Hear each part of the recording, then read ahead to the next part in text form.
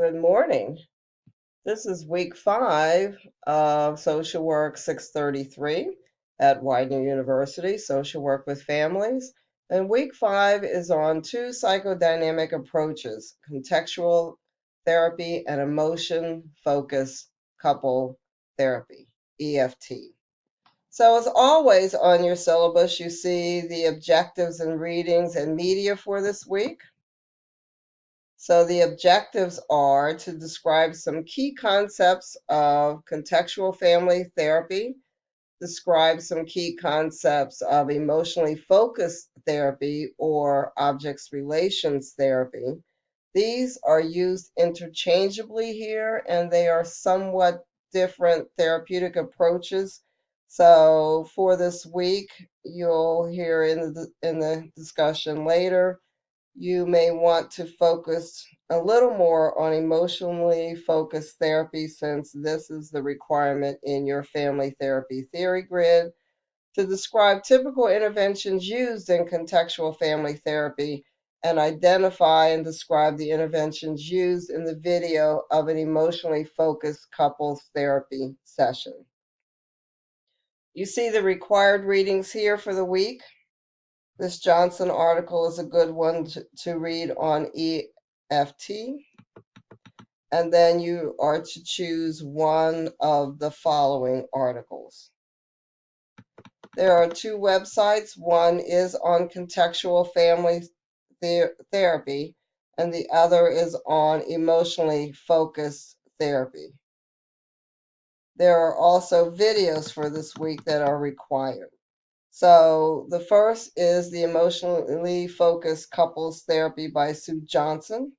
So in this video, she works with a couple who are on the brink of divorce.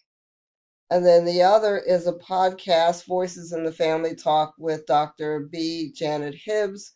She's being interviewed by Dr. Dan Gottlieb, who is a well-known clinical therapist in the Philadelphia area. For years, had a weekly broadcast on NPR, WHYY, I believe is the station in Philadelphia. But according to information I've seen, he has recently retired. So on this one, you're required to just look at the first 18 minutes, but of course you can look at more if you wish.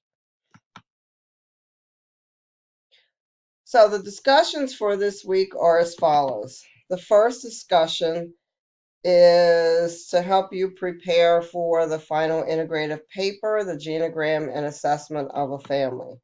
So in this discussion, you have step 1, which is to go through each of the following resources that were used in week 3 to create your family genogram. So here they are posted again.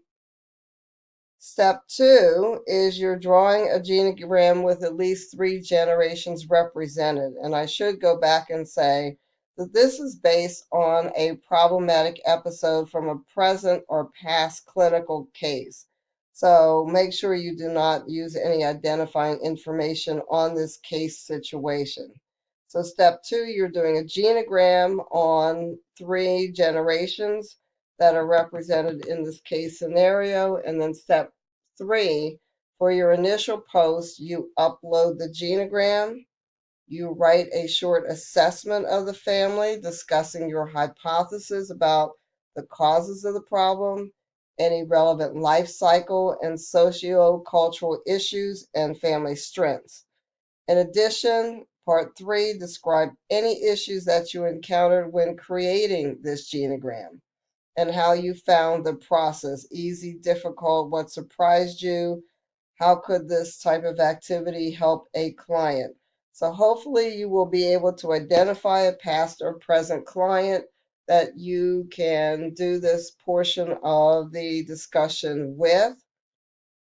An alternative is if you do not have a client or have not worked on a client, I would suggest using one of the client situations in one of the books that you've had for your social work courses, and maybe there is a case situation that's identified there that would help you be able to complete this assignment. So that's one of my thoughts for an alternative on how to complete this assignment. Discussion Forum 2, you are due to talk about EFT. So for EFT, you're going to describe 3 of the basic tenets around attachment theory. Again, for EFT, family therapy, it is based in attachment theory.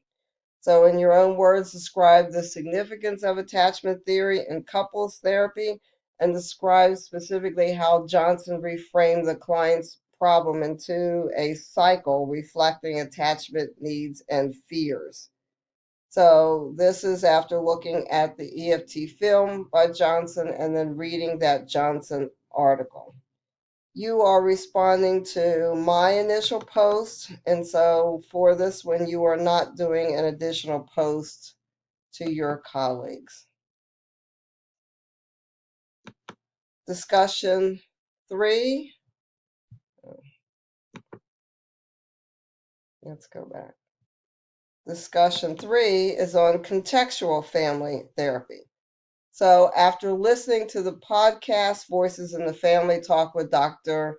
B. Janet Hibbs, being interviewed by Dr. Dan Gottlieb, and reviewing the resource on contextual family therapy, which is is provided for this week, you're going to describe one of the ideas she discussed that you believe will be helpful to you with future clients. Describe a situation with a past client where a loyalty conflict may have occurred, and how could you have addressed this knowing what you know now? And if you can't think of an actual situation, develop a mock client situation, and then describe a situation with a past client where issues related to destructive or low entitlement may have occurred. How could you have addressed this knowing what you know now? And again, if you cannot think of a client situation, imagine a client situation.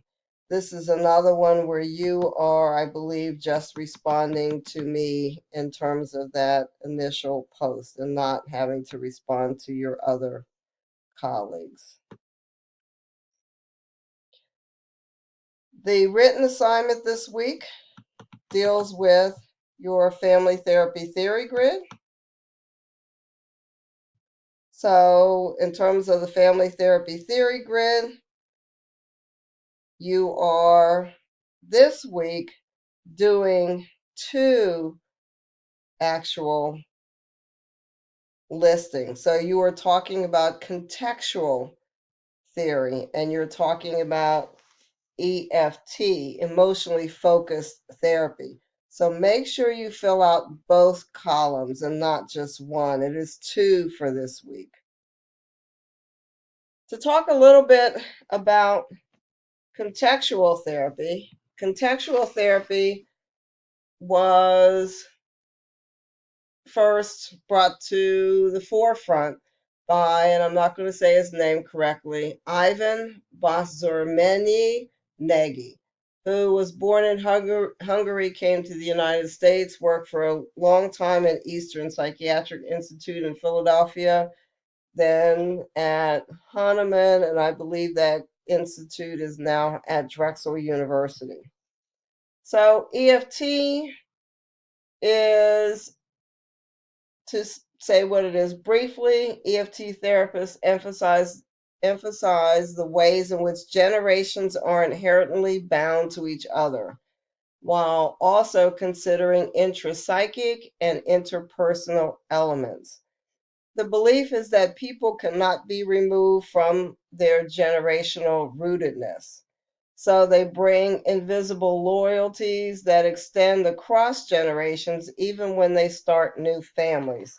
So the goal in working with couples is to establish fairness. Fairness is one of those unique aspects of contextual therapy, that goals are achieved when the ledger per se is balanced, that there is equitability.